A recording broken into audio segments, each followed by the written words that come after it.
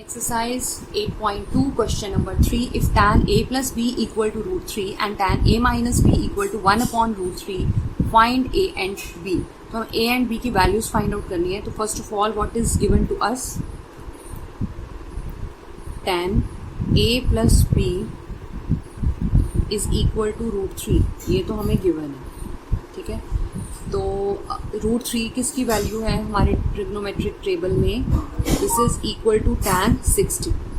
tan cancel हो गया. It means a plus B equal to 60 degree, ठीक है. This is our first equation.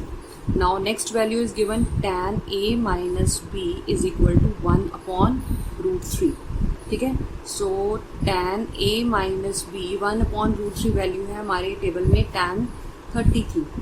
तो tan कैंसिल हो गया. a minus B is equal to 30 degree. This is our second equation. अब हमारे पास दोनों इक्वेशन आ गई हैं. फ्रॉम इक्वेशन 1 एंड 2 सॉल्व करते हैं इन दोनों इक्वेशंस को. From equation 1 and 2, a plus B equal to 60, a minus B equal to 30.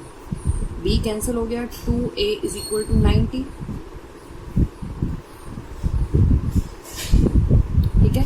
सो हमारे पास a की वैल्यू क्या आ जाएगी? 90 अपॉन 2, दैट इज 45 डिग्री. सो अगर हमारे पास a की वैल्यू आ गई है तो हम नेक्स्ट वैल्यू सॉल्व कर सकते हैं.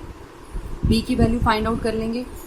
a plus B is equal to 60. तो b की वैल्यू क्या होगी? 60 minus 45, that is 15 degree. So in this way you can solve this question. आपको a plus B root 3 given है, तो आपने फर्स्ट इक्वेशन आपकी आ गई a plus B equal to 60. Next equation से आपने सेकेंड इक्वेशन ली a plus B equal to 30. दोनों को सॉल्व किया तो हमारे पास a एंड b की वैल्यूज आ गई 45 and 15. Now move to the next question. So question number 4 is true false. So ये first part is given sine a plus B equal to sine a plus sine b.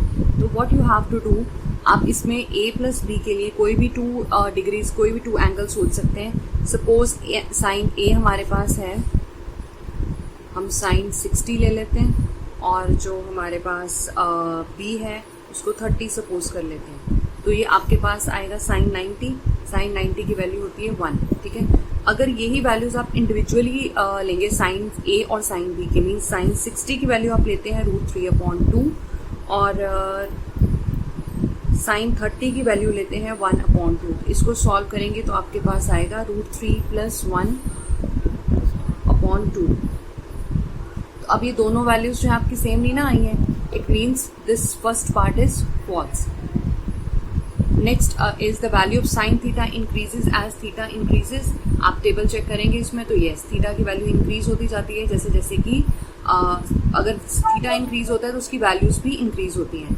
The value of cos theta increases as theta increases, नहीं, इसकी value decrease होती है. So that's why it is false. Next fourth part is sine theta is equal to cos theta for all the values of theta. So it's not possible, because अगर आप values लें sign 45 and cos 45 की, cos, ठीक है, तो इसमें sine theta की अगर 45 लें,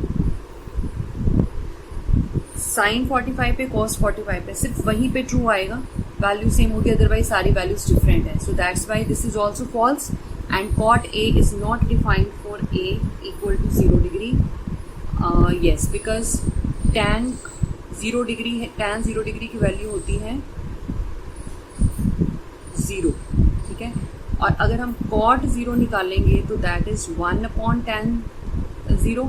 सो 1 अपॉन 0, और अगर नीचे हमारा 0 हो तो that is not defined, undefined answer आता है. So not defined, that's why this is true. So all the true false is done. So this exercise 8.2 is over, and I hope you understood this exercise.